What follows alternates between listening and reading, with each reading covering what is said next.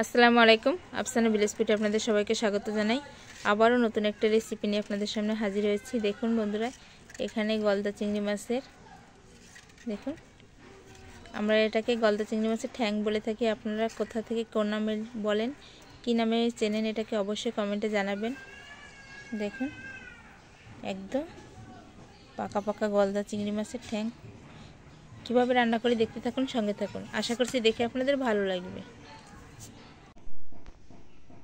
তেলটা খুব ভালো করে গরম হয়ে গেছে, দিয়ে দেবো গোটা গরম মশলা, একটা তেজপাতা, আদা রসুন জিরা পেঁয়াজ একসঙ্গে রাখা, স্বাদ মতো লবণ,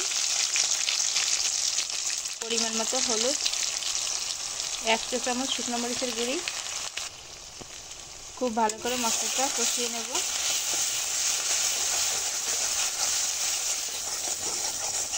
মশলাটা খুব ভালো করে কষিয়ে নিয়েছি। এবারে চিংড়ি মাছের ঠ্যাংগুলো দিয়ে দেবো।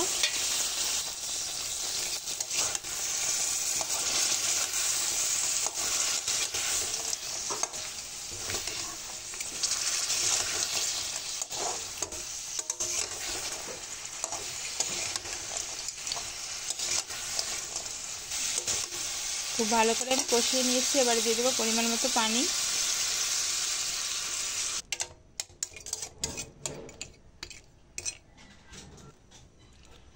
ভালো করে আমি 10 থেকে 12 মিনিটের মতো হাইটে জাল দিয়ে নেব। রান্না করতে করতে আপনাদের সাথে একটু বাইরের আবহাওয়াটা ঘুরে দেখাই। দেখুন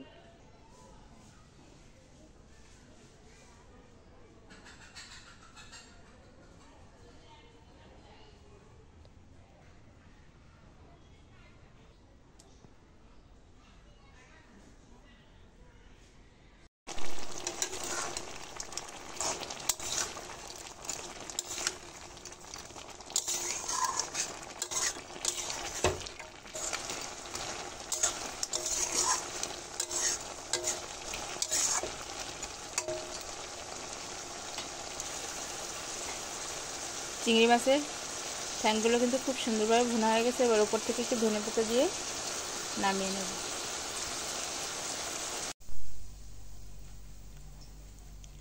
দেখুন বন্ধুরা, চিংড়ি মাছের ঠ্যাংটা কত সুন্দর লাগছে, দারুণ লাগছে দেখতে। মেয়েটা একাই খেতে বসে গেছে।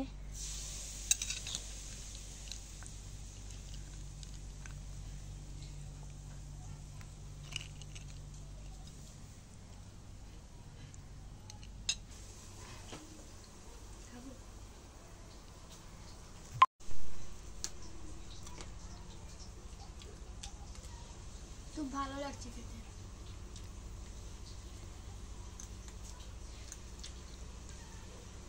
চিংড়ি মাছের ঠ্যাঙের যে মশলাটা ভুনা হয়েছে না, ওটা দিয়ে ভাত খাওয়া যাবে। আজ দারুণ লাগবে গরম গরম ভাতের সঙ্গে।